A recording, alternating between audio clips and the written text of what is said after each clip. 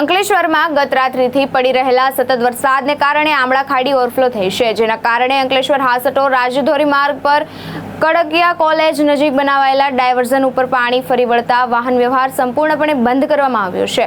માર્ગ બંધ થતા અંકલેશ્વર અને હાસટો તરફ અવરજવર કરતા વાહન ચાલકો માટે આંબોલી, બોરીદ્રા થઈ પુનગામ તરફથી વૈકલ્પિક માર્ગની વ્યવસ્થા કરવામાં આવી છે। પરિસ્થિતિને ધ્યાનમાં રાખીને મામલતદાર રાજન વસાવા પોતાની ટીમ સાથે ઘટના સ્થળે પહોંચ્યા હતા અને આમળા ખાડી બ્રિજની મુલાકાત લઈ સ્થિતિનો તાગ મેળવ્યો હતો।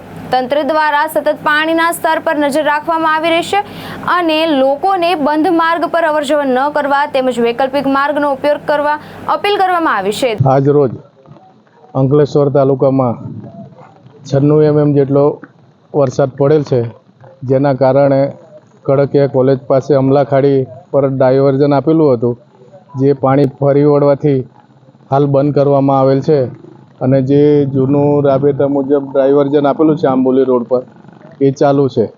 એટલે તમામ